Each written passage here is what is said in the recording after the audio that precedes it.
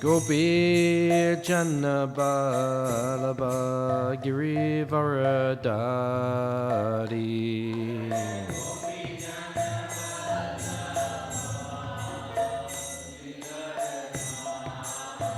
Yashodanandana Vrajajanaranjana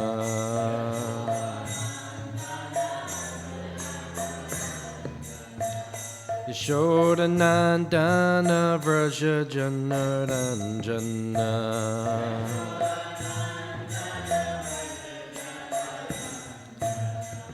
Jamuna Tira Vanachari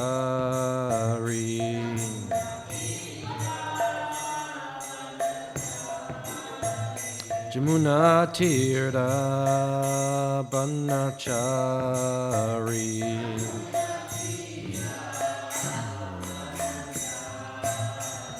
Jayo Radha Matava Kunja Bihari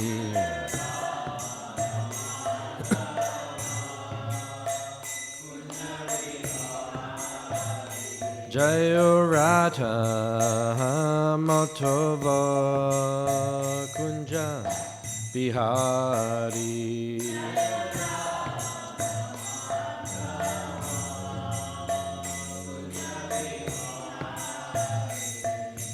Gopi Jana Balaba Girivaradari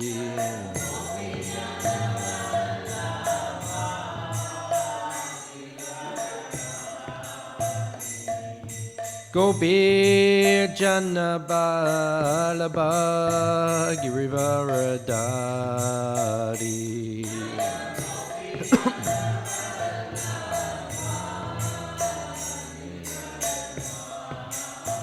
Yashodanandana Vrajajanaranjana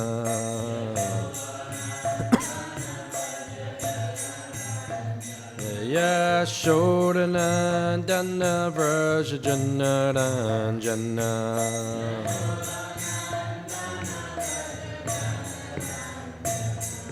Jamuna Tira Vanachari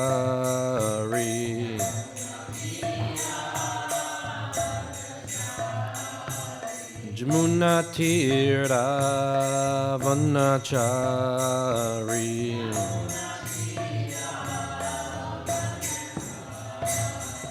Jayo Radha Matava Kunja Bihari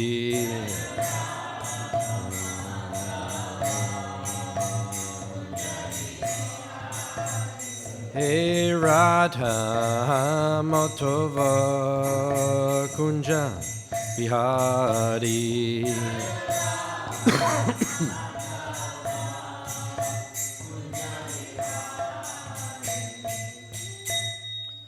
Jayam Vishnupad Paramahamsa Paragaraja Ashtat Sadasata Shishimad His Divine Grace A.C. Bhaktivedanta Swami Srila Prabhupada Ki Anantakoti Vaishnava Brindi Ki Grantaraj Śrīmad Bhāgavatam Ki Go Premanandi. All glory is the assembled devotees, all glory is the assembled devotees, all glory is the assembled devotees. All glories to Sri Guru and Sri Gauranga.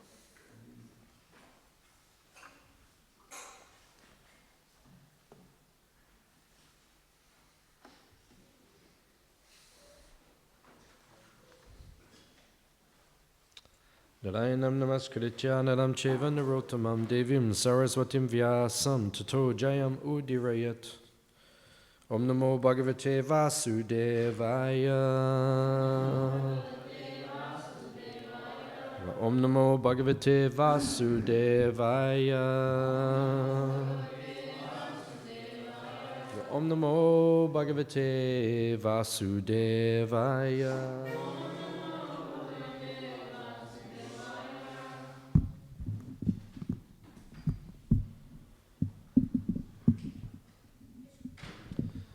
Reading from Śrīmad Bhāgavatam, Canto 4, Chapter 24, chapter entitled Chanting the Song Sung by Lord Shiva.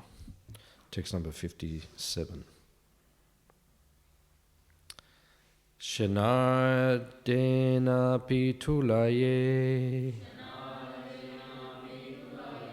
Naswargam na punarbhavam Bhagavat Sangi Sangasya Machanam Kim Utashisha Kshanadena Pitulaye Naswargam na Punarbhavam Bhagavat Sangi Sangasya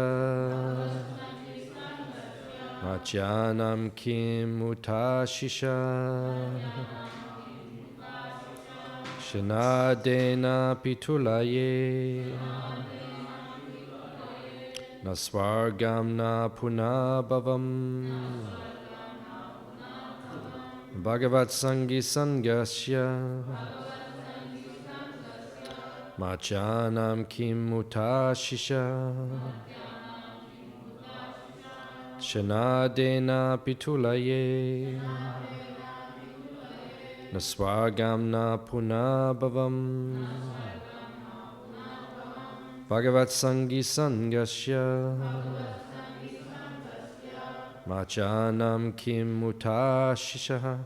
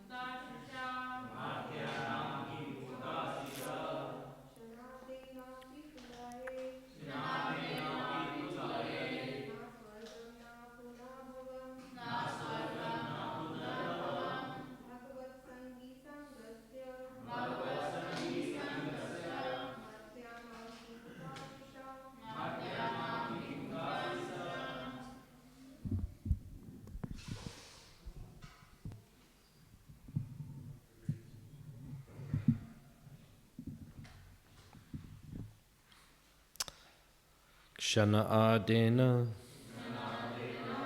by half a moment. Api even. Tulaye compare. Na never.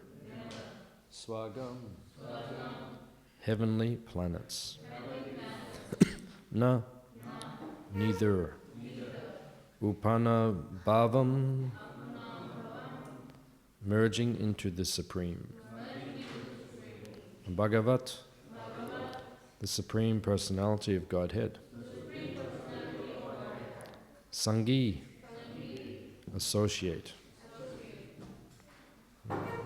Sangasya, one who takes advantage of associating. Machanam, of the conditioned soul. Kim uta, what is there? Ashisha, blessings. You guys are going to have to quieten down. Hey guys, all the children, you can look at me now. Are you looking at me or not? I'm speaking over here. Are you looking at me? Okay. If you can be quiet, you're welcome to stay. But if you want to play, then you need to go outside, okay? Because this is Bhagavatam class. So if you are here in Bhagavatam class, you have to listen to Bhagavatam. Right? If you want to play, you can go outside. That's okay. Okay? Good. Translation and purport by His Divine Grace A.C. Bhaktivedanta Swami, Srila Prabhupada. If one by chance association with a devotee, even for a fraction of a moment, he no longer is subject to attraction by the results of karma or jnana, what interest then can he have in the benedictions of the demigods, who are subject to the laws of birth and death? Translation responsively. If one by chance associates with a devotee, even for a fraction of a moment, he no longer is subject to attraction by the results of karma or jnana. What interest then can he have in the benedictions of the demigods, who are subject to the laws of birth and death? Purport. Out of the three kinds of men, the karmis, jnanis, and bhaktas, the bhakti is described herein as the most exalted. Srila Prabodhananda Saraswati has sung Kaivalyam Narakayate Tridasha Pur Akasha Pushpayate Chaitanya Chandramrita. The word Kaivalya means to merge into the effulgence of the Supreme Personality of Godhead. And the word Tridasha Pur refers to the heavenly planets where the demigods live. Thus, for a devotee, Kaivalya, Sukha, or merging into the existence of the Lord, is hellish because the bhakta considers it suicidal to lose his individuality and merge into the effulgence of Brahman. A bhakta always wants to retain his individuality in order to render service to the Lord. Indeed, he considers promotion to the upper planetary systems to be no better than a will-o'-the-wisp. Temporary material happiness holds no value for a devotee. The devotee is such an exalted position. The devotee is in such an exalted position that he is not interested in the actions of karma or jnana. The resultant actions of karma and jnana are so insignificant to a devotee situated on the transcendental platform that he is not in the least interested in them. Bhakti yoga is sufficient to give the bhaktas all happiness, as stated in Śrīmad Bhāgavatam 1.2.6. Yayatma suprasiditi. One can be fully satisfied simply by devotional service, and that is the result of association with a devotee. Without being blessed by a pure devotee, no one can be fully satisfied. Nor can anyone understand the transcendental position of the Supreme Personality of Godhead.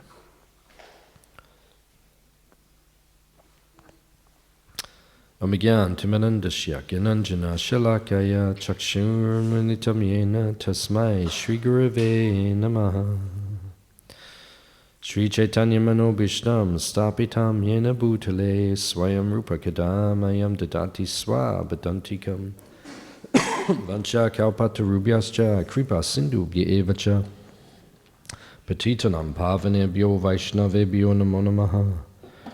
Jaya Shri Krishna Chaitanya Prabhu Nityananda Shri Advaita Gadadha Shivasadi Gaura Bhaktavrinda. Hare Krishna, Krishna Krishna, Hare Hare, Hare Rama, Ram Rama, Hare Hare.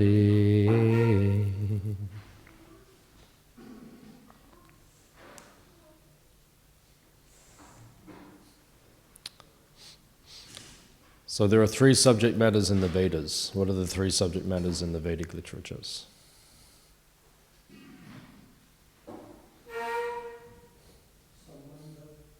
Sambandha, Abhideya, and Prayojana. But they're not the 3 that I'm thinking of. What are the 3? Karma, Jnana, and Bhakti. The Bhagavad Gita itself is said to be divided into these 3 sections. The first 6 chapters are said to be Karma Yoga. The last 6 chapters are said to be Jnana Yoga. And the middle 6 chapters are said to be Bhakti Yoga. So these are the 3 subject matters of the Vedas: Karma, Jnana, and Bhakti.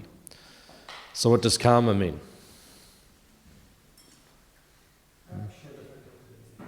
Very good. Activity. Yeah, activity. Krishna says, 3rd chapter of the Bhagavad Gita, you cannot stop doing anything even for 1 moment. Just like you look at the kids. They can't stop doing anything even for 1 moment. And you look at the adults. They can't stop doing anything even for 1 moment. Not possible. It's impossible. This whole concept that meditation means just do nothing, make the mind completely blank, right? It doesn't even exist. When was the last time your mind was completely blank? Yeah, and then even then we'll say you're doing something because you're breathing and your heart is beating and there's activity. Activity does not stop, right? Even when the mind is fully asleep or like that, but activity does not stop. There's no such thing as stopping activity. Activity is always there in this material world. You cannot stop for a moment. So that is the nature. Krishna says you have to do something. So karma means activity. So then Bhagavad Gita speaks of 3 types of activity: karma, vikarma, and akarma.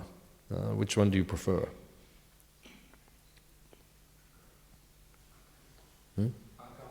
Akarma. Good answer. Yeah. Because vikarma means bad activity. Ugra karma. What is ugra karma? What is the ugra karma? What does ugra mean? Aggressive, yeah. It means horrible, ferocious, right? Just like Lord Nrsimhadev, when he comes out of the pillar to kill Hiranyakashipu, he is called Ugra Nrsimha. Because he is so ferocious. He will do anything, he will just like that. There's Ugra. Means horrible like that. So then, Ugra karma means the worst activities. And that's what's going on all over the earth right now. There is Ugra karma everywhere in the whole earth. Just like the Amazon jungle, you've heard. Yeah. It's all right for you guys. You guys are okay, but you see what happens to your kids when they grow up. Yeah, there might be big problems on this planet. Even in your lifetime, you might see much bigger problems than what we're presently what is presently taking place. This is all Ugra karma. They're doing so many terrible things now that it will just become more and more and more and more. Ugra means horrible things. Also, in the Vedas it says 5 groups must always be protected. Who are the 5 groups who must always be protected? Children, women, elderly people, brahmanas, holy people, and cows. Okay? And what do you look on the earth right now? Ugra karma. Children are being abused. Women are being abused. Old people are being abused. Holy people are being abused. Cows are being abused. Ugra karma. Right? The worst activities around the earth. So then the earth is becoming full of karma. This means vikarma. Vikarma means bad karma. You do things which are not good. And then what happens? Then there is so much activity. There is so much problems. Why? Because people cannot control their minds. And then there's so many problems on the earth. Right? This is vikarma. So Bhagavad Gita says, don't do vikarma. Don't do vikarma. Just like all the devotees, you come here to the temple, right? And you take prasadam all the time, right? And you use those paper plates upstairs all the time, right? That's ugra karma.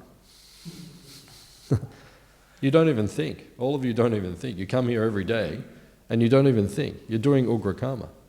Now, I use the metal plate, right? And then you wash it and then devotees say, oh, it's so difficult to wash. Oh, I have to wash my plate. So what? That's nonsense. That's ugra karma. You're cutting down trees. Have a look at the Amazon jungle. Why is that on fire? Right? Because they've been cutting down too many trees, right? And then it becomes too dry, and then the fire takes over. And every time you eat one of those paper plates, you're just cutting down a tree. And how many of those paper plates do you use every year?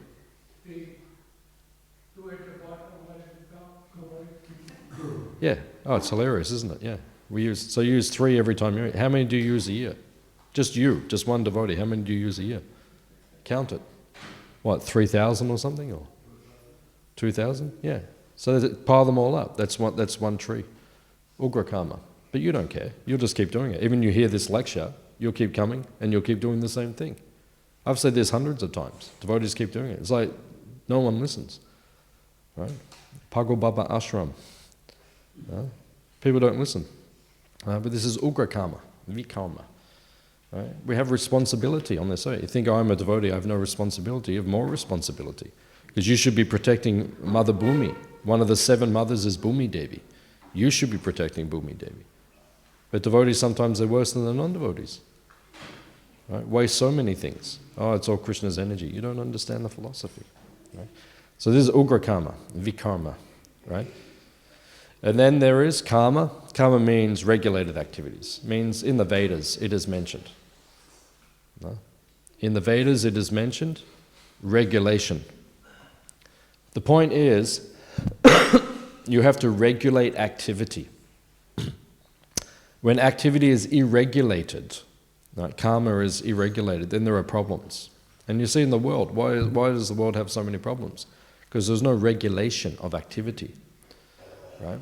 What is the most popular activity in the world? Right? The most popular activity in the world is sex. Right?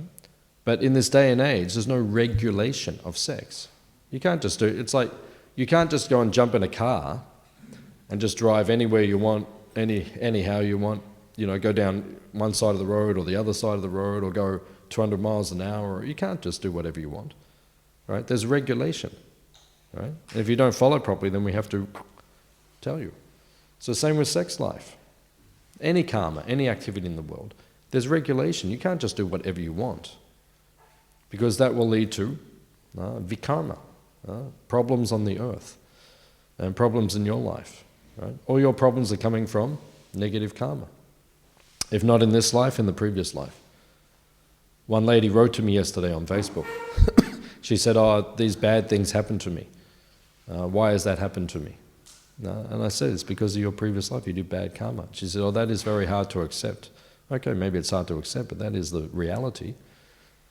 No. You do so many negative things, then negative things will come on you. That is the situation. So, we have to understand what is vikarma, what is negative karma, and what is karma. Karma means regulate your activity. But then the third category we're taught in the Bhagavad Gita is called akarma. Akarma means, literally it means no karma, right? No karma. So you're doing activity, but there's no activity. Or you're doing activity, but karma generally means when you do an activity, there's a reaction. So you do the activity, there is no reaction. That is akarma, literally. That's what it means. So then this is hard for people to understand. How can you do something, but then there's no reaction for what you just did? Right? Akarma means devotional service, bhakti yoga. When you do bhakti yoga, what is the reaction you get? Love for Krishna. That's like the final goal. Yeah, that's a very exalted goal. Right? You're doing bhakti yoga now, but you don't have love for Krishna. Right? So that takes time to develop. But that's the goal. That's very good. You're concentrating on the goal. But what is the result? Right? You said happiness? Yeah, happiness. Yeah. Kleshagni means Suffering is destroyed. That is there. What is the result when you do bhakti yoga? Yeah, that's Shubhada. Yeah, Shubhada means you develop good qualities. What is it? Yeah, you purify your desires. Yeah, that's good. Contentment, yeah. The reaction of bhakti yoga is actually Krishna's smile. Right? Prabhupada said this is the barometer of bhakti. Right? You have a barometer. Barometer means a temperature gauge. So you go outside today. What's the temperature outside? What is it right now? About 10 degrees or something. You know, it's so nice. It's about 10 degrees. So you go outside, you have a barometer. The barometer says, oh, it's this much, it's this much, it's this much. So Prabhupada says, what is the barometer of bhakti? The barometer of bhakti is when the deity is smiling at you. If the deity is happy, that means your bhakti is going in the right direction. That is the reaction. That is akarma. Means no reaction, no material reaction. There's still a reaction, but the reaction comes from Krishna. Right? You can see, are the deities happy with you? You did service, are they satisfied? Are they smiling? Are you happy? If you're not happy in your devotional service, right, that means there's something wrong with the application of devotional service. It means you're doing something wrong. Because you should be feeling blissful all the time. Hands up if you feel blissful all the time.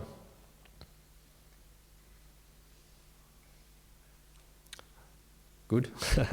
2 of the kids said they do. That's good. Very good. Hands up if you feel blissful most of the time. Okay, that's good. That's good. That's good. That's what we want. You should be feeling blissful most of the time. Actually, all the time. By definition. And bhakti is you're always blissful. Okay, the material world is full of challenges. That is there. The Bhagavatam teaches us this. The Bhagavatam teaches the material world is full of challenges. Who was the first person here? In the material world, who was the first one to arrive? Lord Brahma. And when he got here, who else was here? Yeah, Vishnu. He was on the lotus flower. Lord Vishnu was there in the universe. All right. Garbhodakshaya Vishnu was there, and then he was there. That was it. Basically, he was by himself, because he didn't even know Vishnu was down there. And then he was having problems. He just got here. He was the first one here. He moved in before we all moved in, and he was having problems. Right? It says in the Bhagavatam there was a celestial wind blowing. Imagine you're sitting like you go on one of those towers in the city, like Eureka Tower, you're up the top, and then the whole thing starts going, right? It's very disturbing. Right? You're like, 70, 80 floors up in the air, and you look down and the whole thing's going like that. You would, how to say it nicely, you would be very disturbed. Right? So Lord Brahma is on the top of this lotus flower and the whole thing is moving like this. Right? He was disturbed. And Prabhupada makes the point, as soon as you come to the material world, there will be disturbances. That's guaranteed. Like when you go into a new country, they stamp your visa and they give it to you. Right? So it was stamped when you got here. Dukalayam. Ashashwatam. Here's your visa, go and enjoy yourself. Welcome to Bali. Even in Bali, Bali has 2 islands. There's Bali and the Lombok. Lombok's like the second island, the smaller island at the side. So one devotee, she was there last year or the year before, and there was an earthquake. Walking down the street, and then everything's like this, and then all the glass in the shops began to smash onto the ground, and everyone ran to the beach. Right, like that. So, like that. So you're supposed to be in somewhere where it's like all happy and beautiful and perfect, and suddenly the whole world starts moving like that. Certified. Dukalayam Shashwatam. Enjoy yourself. That's the reality of the material world. So don't get here and think it's going to be all perfect. Right? Even in devotional service, materially there will be challenges. Was Prabhupada's life easy? You read the Leelamrita, Prabhupada, it wasn't easy. Especially you read Hare Sori Prabhu's diary. Every day there were challenges for Prabhupada. Every day. It wasn't like it was just like one easy ride. No. Right? Look at the Pandavas. Mahabharata. No easy ride. They didn't have any karma because they're pure devotees. There's no karma. But their whole life was just like, assassination attempts. Hands up if anyone ever tried to assassinate you. Right? Devotees go, oh, I've got so many problems. Oh, I didn't get enough avocado. Someone tried to assassinate you? Yes, kids put their hands up for everything. Hands up if anyone tried to assassinate you, they're like. Your parents tried to assassinate you. So, the Pandavas, we devotees always complain. Oh, I've got this problem, I've got that. You haven't got problems. Is someone trying to assassinate you? Not just someone, your family. They try to assassinate you, multiple times, right? They try to disrobe your wife in public. Imagine someone brings in one of someone's wife right here, right now, starts pulling all their clothes off in front of all the devotees. Right? Imagine how you would feel. So many things happen to them. A rigged gambling match where they knew they were cheating, but still, so many things took place. That is the nature of the material world. So that is the nature. So our karma means you will serve Krishna, right? But the reaction comes directly from Krishna. So then people say, well, now I'm a devotee, why do bad things still keep happening to me? Because you're in the material world. That's why. It's nothing to do with Krishna. Krishna will take you out of it soon. That's okay. Sachinandan Swami, my Shiksha Guru, he said to us one time, you are 1 meter away from Krishna. Right? How far is 1 meter? Arm's length. Yeah, you're that far away from Krishna. That's how close we actually are right now. We're this far away from Krishna. How long is it going to take to close that gap? No, that's up to you. That can take lifetimes if you want. You can just bahu jamma kadiyari shravana. You can just keep coming back. If you want, just keep going. No problem. Keep coming back. Keep being a devotee in ISKCON and everything. But there'll be problems. Or you can finish it all once and for all and go back to Krishna. That's what we're supposed to be doing. Go back home, back to Godhead. What is our magazine called in the Hare Krishna movement? Back to Godhead. Why? Because that's where you're supposed to go. Back to Godhead. But if you want to get there, you have to be serious. You don't get there unless you're focused. You have to pay the price. Are you willing to pay the price? Just like last night I was at one devotee's house, taking prasad. And I said, they made some dessert with the milk. I said, oh, is this the ahimsa milk? The one that the devotees make, the happy cow dairy. Hands up if you use happy cow dairy milk. Very nice. Very good. So happy cow dairy milk. Right? All devotees should use that milk. So I said, oh, is this happy cow dairy milk? He said, no, it's too expensive. He said, it's too expensive. I said, no, that's not very good. That's not very good. You should be willing to pay the price. Right? If you're not willing to pay the price for happy cow dairy milk, how will you pay the price to go back to Krishna? Of course it's expensive. All the milk in the supermarket? Does anyone shop at Coles? Hands up if you shop at Coles. Okay, very good. Hare Krishna. I offer great respect to you, Coles shoppers. So, if you shop at Coles, the milk costs $1 a litre. You know what that milk is? It's milk powder mixed with the water. It's not milk. It's milk powder. Because you can't produce milk for $1 a litre. It's not possible. Economically, the amount that they produce like that. They just turn it into milk powder. I heard actually they send it to China. China turns it into milk powder, and then they send it back to us and we mix it with water. That's how mixed up the world is. Be happy here in this world. This world is meant for happiness. Right? The place is insane. So they send it all there, and you come back and drink. So you're drinking milk powder. So the nutrition is reduced. If you eat all these foods, cheap milk, cheap white pasta, and cheap tomato paste and all that. You eat these cheap foods, you won't get the nutrition in your body. We have to eat the whole foods, natural foods, organic vegetables, all these things. Then you'll get much more nutrition in your body. You'll be much healthier. So you have to pay the price. If you want to get the good product, the happy cow dairy milk, right? Then you have to pay the price. Of course it's going to cost more. Because it costs money to do it like that, to do it properly. Right? That's why it costs more. Right? But the quality, it's much more. Right? They call them happy cows. Right? The most happy cows are actually at our farm. They're the most happy cows. But to do it like that, you can't produce a lot of milk. We've only got 20 animals. At the moment, no one is milking. Milk will come. The cottage, she's just had a baby, so there's some milk there. But we're building up, but we're not going to have enough milk for like hundreds of devotees. If everyone wants natural milk, then go and buy some land and milk your cows, and then you have your milk. That's the system. Everyone wants to live in the city, sit on a computer all day, right, and just order happy cow milk. It doesn't work like that. You can't live one lifestyle and expect the other lifestyle. It doesn't work like that. And that's what the whole world, that's why there's a problem.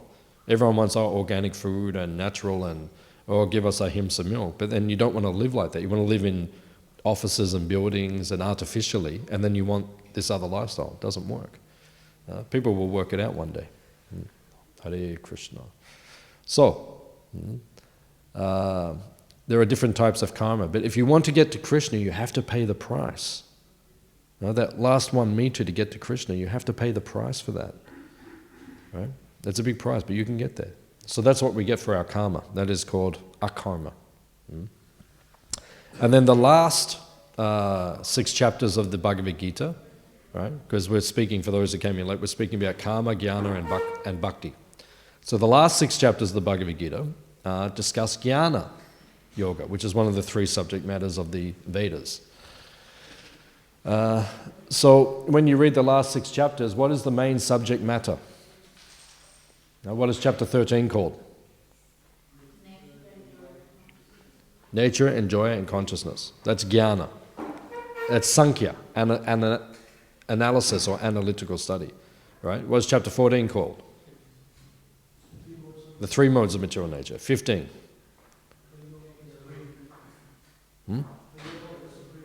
The yoga of the Supreme. Right?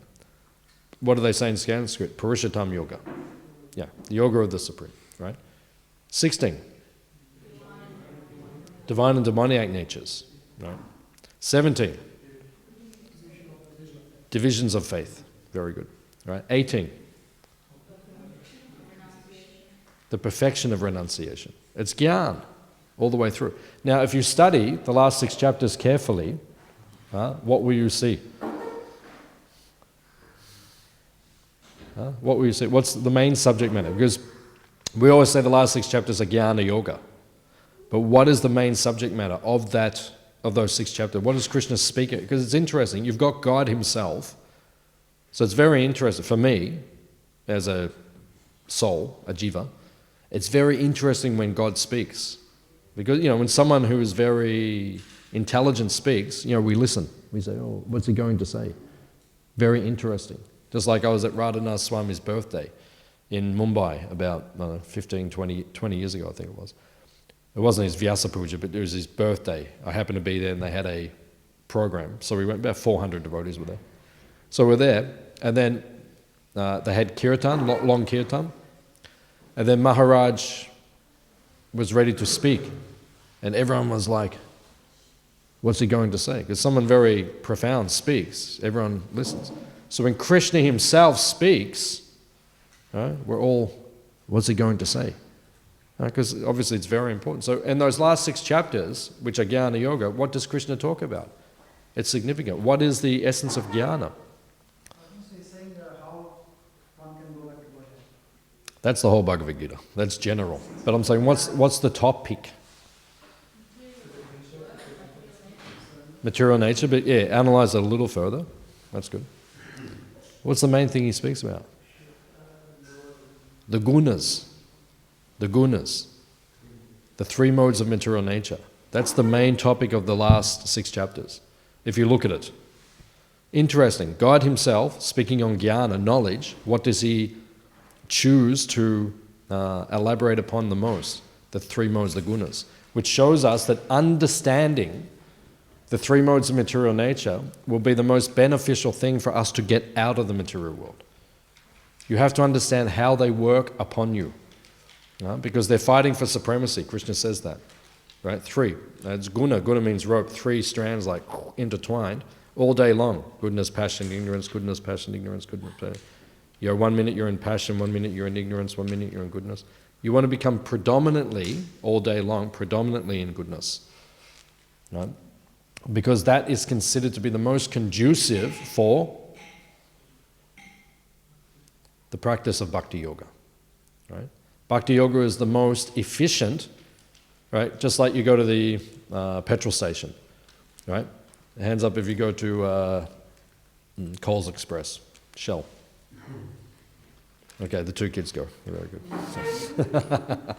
Doesn't matter where you go anyway. So you go to but then they have like 3 levels of petrol, right? 91 and then 95 and then I don't even understand what it means. High octane like this, like 3 grades. So, and then they say to you, they sell it to you, or if you use this one, your car will be more efficient. So it's like an upsell. Your car will run better and so many less problems and your life will be perfect, right? And your car will speak to you sweet words and it will never blow up and the engine will go for eternity and like this, right? So use this petrol. It's an upsell, right? So then 3 levels. So then it says you'll get more efficiency if you use the higher grade fuel, right? So you practice bhakti yoga. All of you are practicing bhakti yoga. You're bhaktas, you're devotees. So you're serving Krishna every day. But you have to understand, you want to get efficiency. You're putting in the same amount of energy every day, but you need efficiency so you get further and you get the result. You get to the goal. So Krishna makes it easy for you. He says, do devotional service, but do it in the mode of goodness. Because if you do it in passion or ignorance, you will have problems.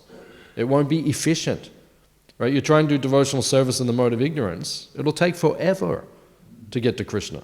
If you do it in the mode of passion, you'll have a lot of problems along the way. If you do it in the mode of goodness, you will get there. It will be difficult, but you will get there much quicker and it will be steady and effective. So that's why Krishna speaks about the gunas. So this is jnana, knowledge. So the Vedas, the Bhagavad Gita speaks about karma, jnana, and then the final subject matter is bhakti. So bhakti is the best. Right? Bhakti is more important. Because from bhakti, jnana is born.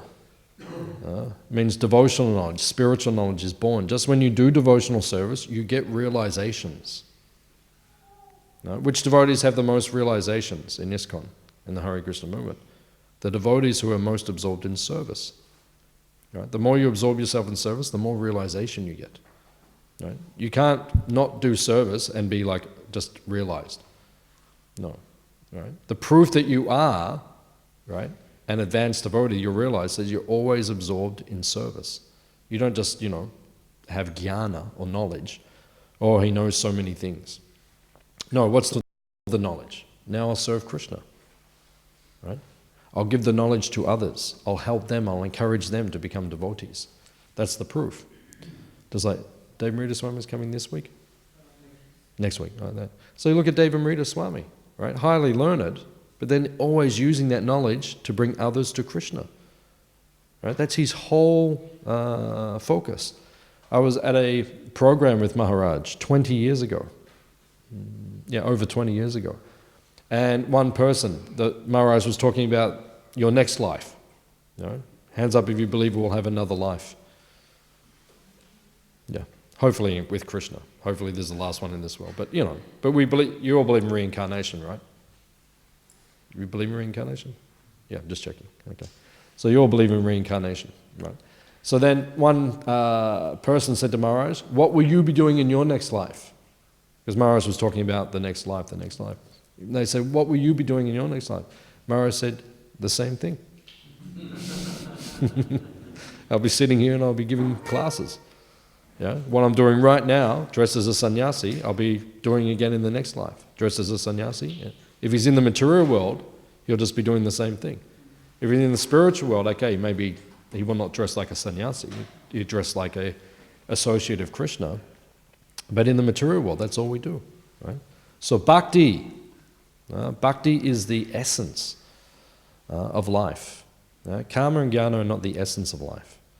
Right? The essence of life is bhakti. That's why Krishna keeps it in the middle. We all know that. And then, which chapter is said to be the most important out of the 18 chapters? Number 9. Very good. Number 9 is said. And what is number 9 called? The most confidential knowledge. Right? So chapter 9 and then 4 verses from chapter 10 are considered to be the most important. Which are the 4 verses? 8, 9, 10, 11. What are they called? Chatur Shloki. Why are they called Chatur Shloki? Just the flower. Why are they called Chatur Shloki?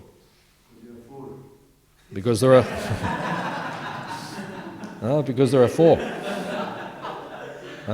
How many verses are there in the Chatur Shloki? 4. That is why it is called Chatur Shloki. Okay. So Chatur Shloki means 4 verses. Okay, Chatur Shloki. Okay, so these are the most. If you take those 4 verses, right, they are the essence of the Gita. And chapter 9 is the essence of the Gita. And then if you look at the whole Gita, right, then Krishna says the Rahasya, or the Acharyas say, the Rahasya. The Rahasya means the secret. Hands up if you like secrets. All the kids go. We all like secrets. Right? I like secrets. I like to be secretive. I'm a very secretive person. Right? I'm always like, like that, very secretive, like that. So Krishna is like that. Krishna is the most secretive. That's why it says in Vrindavan, everything is curved. Krishna is? Tribhanga Lalita means Krishna's like that. He doesn't stand straight in Vrindavan. He's like that. Why? Because everything in Vrindavan is crooked. Nothing is straight in Vrindavan. You'll never get no one will ever do like that. It'll always be like this. Yeah. You have to learn. That's what it's like in the spiritual world.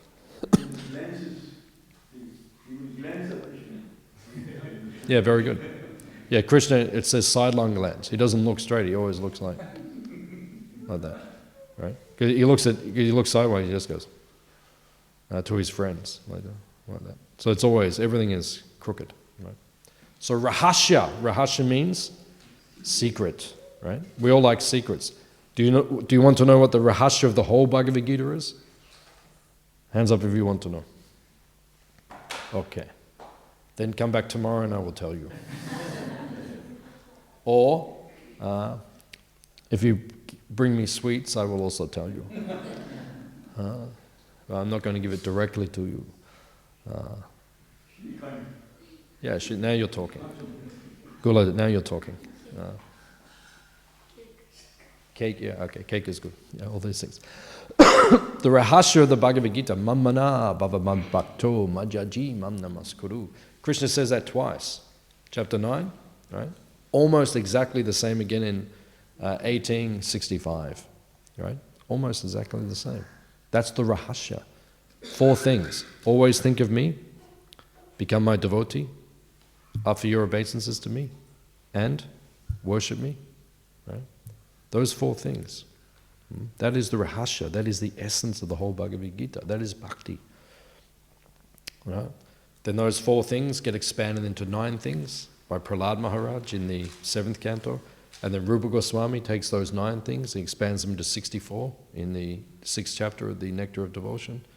Right? So all these things. This is the Rahasya of the path of bhakti, of bhakti yoga. Right? So the Bhagavad Gita is speaking like this, Rahasya. This is the secret. So bhakti is the essence, it is the secret. Right?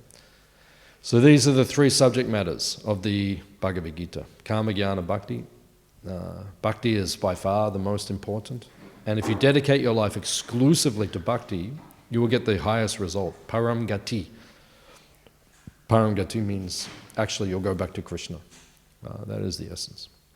We'll stop here. We'll ask if there's any questions or comments, what we discussed. So you can see Ashram society is divided according to the primo spiritual nature. So then usually you can see that one person who is in a particular manner, usually you don't see them changing. Right? Like if you start hearing, or you see, like Śrīmad Bhāgavatam also you don't hear it. So then, how much can we really influence the effect on the primo spiritual nature? It means that your vana is pretty much there when you were born. It means there's 4 types of work in this world, right? You're either Brahminical, or you're more like Kshatriya, or you're more like Vaishya, or you're more like Shudra. So you have that nature, that's just your modes which you're born with. That doesn't really change. But while you're doing your work during the day, right, do you do it in the mode of goodness, in the mode of passion, or the mode of ignorance? Your personality is a particular way. The work you like to do is a particular way, right? The way you act and behave is a particular way. You're born with a certain thing. But then how do you act during the day while you're doing that work? That can change. That's under your control. Does that make sense? Or? It means, okay,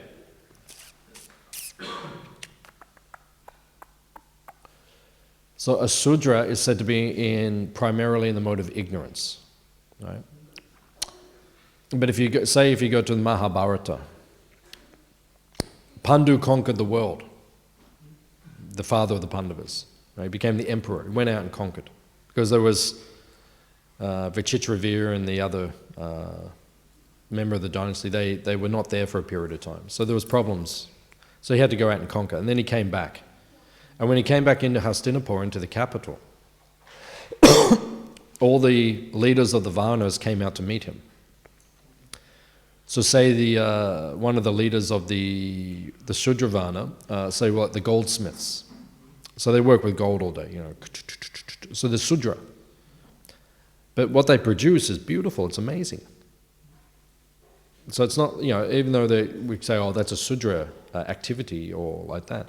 But the fact that they are able to do that, what they do, the work and everything, it's quite extraordinary. Right?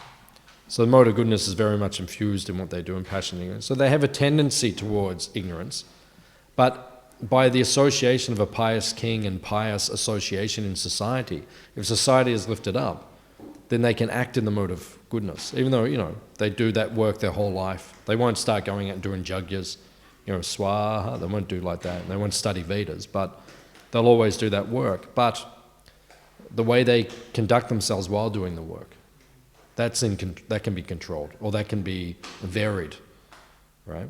What you are and what you do, that's your nature. You'll always do that. Does that make sense? Yeah, so it's kind of like that. Like, you know, in Kali Yuga we don't really have varnas. Like we don't say, oh, there's the Brahmana, there's the Kshatriya, there's the Vaishya. But if you look at what we do, it's kind of like that. We're more or less in that. But then, you know, your Varna can be looking a bit two different things. My nature is more like Kshatriya. Yeah, more like, you know, control, you know, organize, lead, you know, do this, do this. I'm always telling everyone, do this, do this, do this. Hey, do that. That's my nature. But if you look at what I do half the time, it's like Brahminical work. But Arjuna, it is said that Arjuna was as learned as the sages. Right? So he would study a lot. Right? So it's like Brahminical work, but actually he's Kshatriya. Right?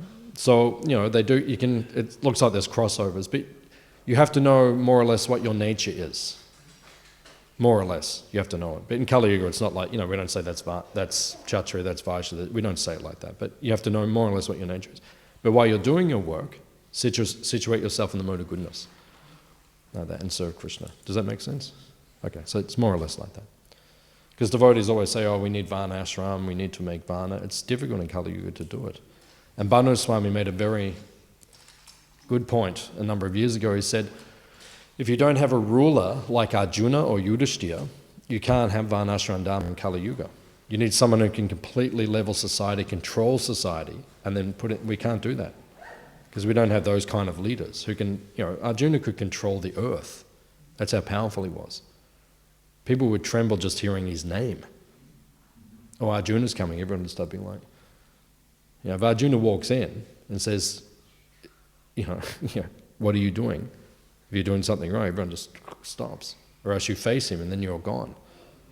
So then everything is controlled. But in Kali Yuga, you don't have that kind of ruler, then you can't control the society. So to have, that's why Bhaktivedanta Swami pointed out, you can't have Varnashram like it was then, now. Because you don't have the Kshatriya to control the whole thing. That's why in the beginning of the 4th chapter, what does Krishna say to Arjuna? It was passed down through the Kshatriyas. Right? It's a Brahminical science, but it's passed down through the Kshatriyas. Kshatriyas control society. Brahmanas just, they don't get involved in society. They'll give advice, but they won't get involved. But the Kshatriya's job is to be involved. He has to do everything, maintain order. Make sense? Yeah, good. That we should not do vikarma. What's that? As you said that we should not do vikarma. Yeah. Please don't do it. Then sometimes some things are easy to say that to think that this is wrong or correct, and some things are very difficult to understand if this is correct or wrong. Then how can we? How can we know if something is karma or vikarma or akarma? Yeah. So then you need a guru. Because your guru will tell you this is good or this is bad. So who is your guru? My parents. Your parents, yeah. Your parents are your gurus. Right? So they will tell you. They will say, oh, this is bad or this is good or like that. They will tell you. And then other devotees, senior devotees, they will tell you. Like Dvija Prabhu, he will tell you. He's also your guru. So he will tell like that. He will say, hey, you have to do it like this. This is not good. So you have so many gurus. You are very fortunate. It's okay? Yeah. Good question. Any other question? In purport it says like we have to retain our individuality. And how can we having individuality and at the same time thinking of Krishna and always follow his instruction? How can this possible? Like if we don't get absorbed into Krishna and I don't understand what you're asking. Give me an example. What are you asking? What you say in the secret, we have to always think of Krishna, follow his instruction, Yeah. and be obedient. So what's the question? The question is, if we retain our individuality, then how is possible we can absorb into always thinking about Krishna? I don't understand the point. Every jiva is an individual. We're all individuals. I don't understand the point. What he is asking is that if you are doing a lot of work at office or home or whatever, how can you absorb at the same time in Krishna? Isn't Yeah.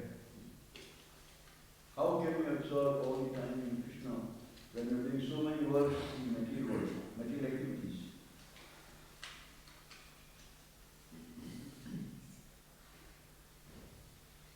Is that what you're asking? We're all doing different works. How can we think of Krishna while we're doing that work? Is that what you're asking? Yes. So what we have to think always Krishna. Yeah. At the same time, we are doing other things like we are retaining ourselves, our ego, like we are this individual self. I don't understand the question. I don't understand what you're talking about. We are individuals. Every one of us is an individual, right? And the individual is meant to serve Krishna. It's as simple as that. That's just what we do. How does it stop you from serving Krishna if you are an individual? That's what the soul is created for. I guess we start to retain our individual desires and then also serve Krishna. Is that what you're asking? We create our distance from Krishna. But the point is irrelevant. That's a different question. How to deal with the mind or how to deal with that's a different question, if that's what you're asking. If you're talking about how does the individual serve God, you just serve God. What do? You get a flower, someone give me a flower, you offer it to Krishna, that's it, you've served Krishna. my individuality, my free will, right? My decision-making faculty given to me by Krishna, I can use that in Krishna's service. That's using your individuality. That's as simple as that.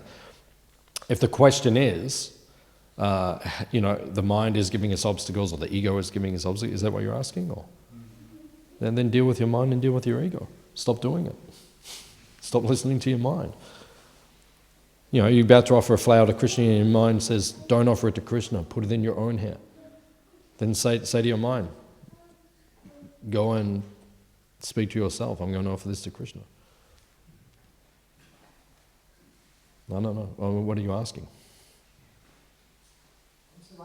No, just wait. What are you asking? Is that what you're asking? Or?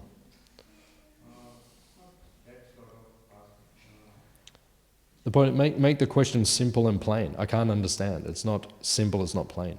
What is it you're asking? What's the question? My question is if we create ourselves, we are far away from Krishna. You're far away from Krishna because you're choosing to be. There is no far away from Krishna. Krishna's right there. You want to do some service? After class finishes, go and do some service. What's far away from Krishna? We're not far away from Krishna. You're in Krishna's temple right now. You can serve Krishna. If you are far away from Krishna, that's your choice. Do something about it. That's all. I don't understand the question. There is no far away from Krishna. There's no, this and that. There's no, you choose to be like that. If you choose to be far away from Krishna, you are far away from Krishna. If class finishes now, you get in your car and you drive 100 miles away and you go and forget about Krishna, that's your choice. Or you can choose to serve Krishna, that's your choice, that's all. Okay, during the day, everyone's in a different job. The jobs are not conducive to remembering Krishna because of the nature of the work. Then that's another challenge. Speak to other devotees in the same position, ask how they do it. Right? I know some devotees who are sitting in this class right now, they have a job, right? And they spend at least a couple of hours of time during that job reading and chanting. Because they've got a job where the boss isn't around or whatever, so they read and chant.